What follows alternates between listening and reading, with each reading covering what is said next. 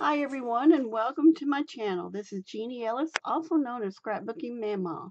And today I want to share with you another video haul and tutorial using beads from Beebeecraft.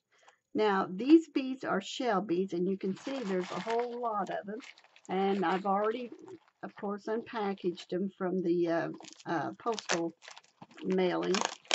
And however, I haven't opened this up yet, and it is so full, as you can see. So I'm going to open it up now and kind of look at them, just kind of pull them out a little bit. And they have a good feel to them, and they look like they're basically about the same size. Some are smaller than others, but they're an average. It looks like they're about the same size. So that's good. So anyway, I want you to stay tuned and watch what I'll be doing with these next. Okay, now I have my beads out that I want to use. I've got the shell beads and some rondelle crystals and some other beads that I had in my stash. Plus I have these spacer beads that I got a few weeks ago for another project. So I've also got some end caps right here that I'm going to use more than likely. Oh, I just dropped it. There we go. So I'm going to set these aside for now. And then I want to show you, I've got about 24 inches of thread, 26 at the most, I believe. Um, you can go a lot further than that. But to be safe, the longer the better probably. But I've already added an ending here. I forget now what it's called now. I always do that when I want to tell you of what it is. But anyway, I've got an end here, so that way I can add some jump rings on the end. And plus a little piece here that will kind of hide any flaw there. So the first thing that I'm going to do is get one of the rondelles and the end cap, and I'm going to thread them backwards, the end cap backwards, because I want the necklace to end with these pieces. So I've got to start with them. So now I've got these two right here, and you can see how nicely it fits there.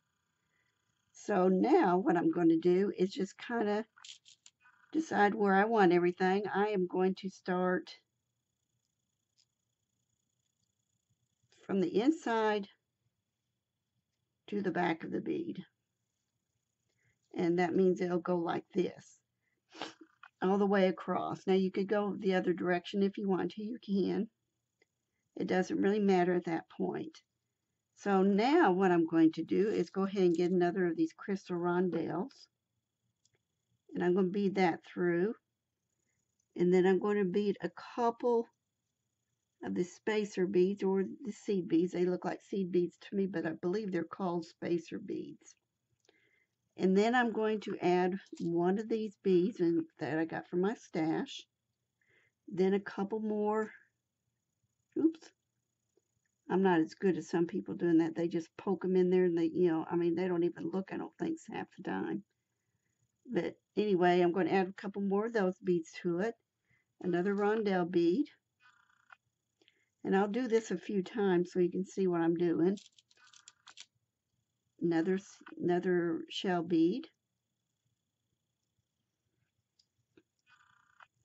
You can see how the direction they're going, so that's fine. And then another rondelle.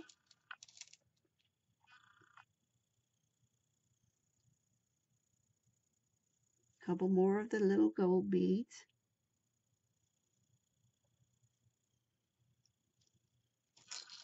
Another bead in my stash.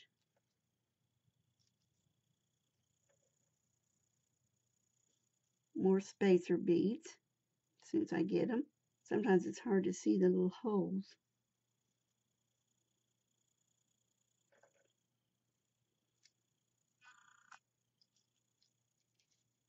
And I'm liking the pattern, so I'm going to stick with this pattern.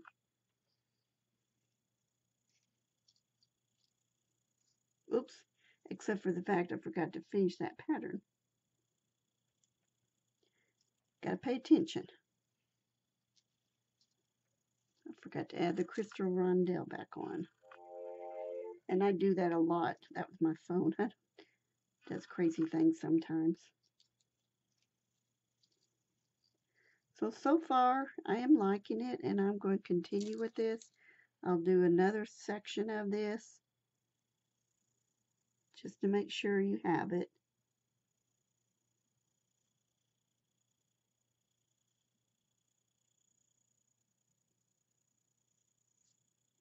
I wish I was quicker with that, but I am not.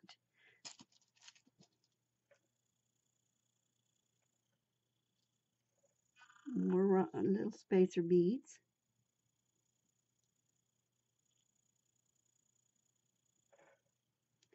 Rondelle.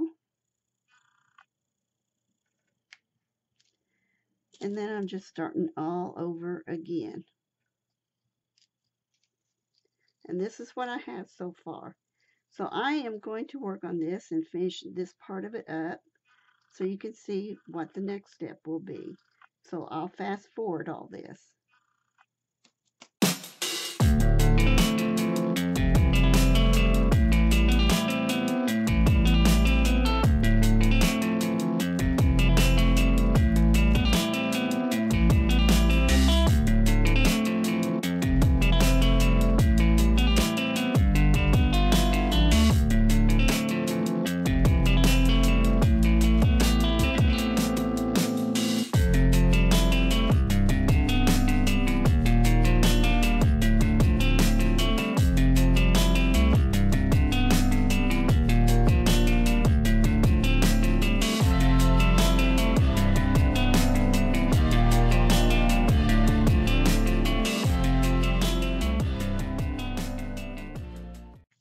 Okay, I have created, of course, quite a mess here, but I want to let you know what I'm going to do next after I had attached my connectors, and I have a different video where you can see how I did that, and I'll try to remember where to link that below.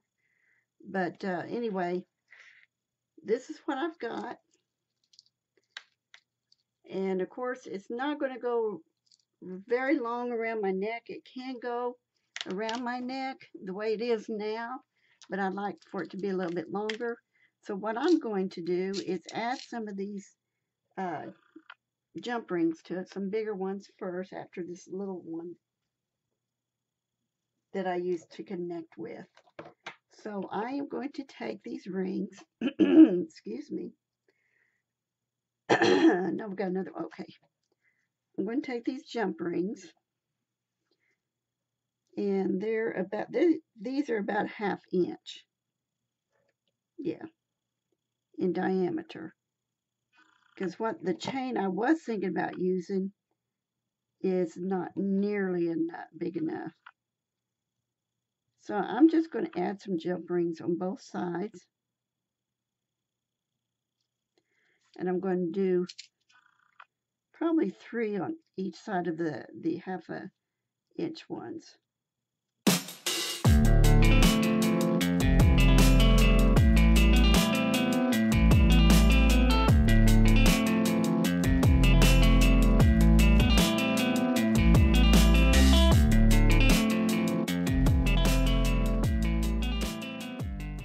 Okay, so I have, and I really like the jump rings on here. I think they look really, really sharp this way, so I like that. It came out really pretty. So now the next thing that I need to do is to add some hooks to it. Now the hooks that came with my kit are a little small, so I need to get some bigger ones. So I will get those and I will be right back. Now I have a fisheye hook and a couple of small jump rings. So I'll be adding those onto the end of those larger jump rings. I've got some jump rings I'm going to add to this end of the hook. Make sure I get the last loop. And it is a smaller jump ring because I didn't want it to be real big. Okay, so that's on there. And then we have the other side.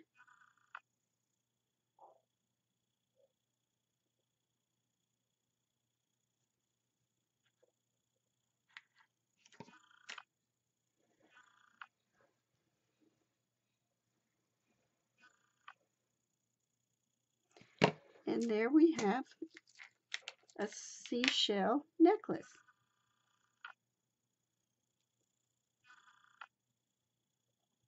I will post pictures at the end of the video, and you can see it, how it looks in still form in photos. So anyway, I think it came out really good. And I hope you enjoy it, and be sure to check out other tutorials on how to add these little clasps. I do have one that I made, so you can also check that one out too. So anyway, I hope you enjoyed this. I'm going to try to make some earrings to go along with this if I can. So thank you for watching. Many blessings. Bye now.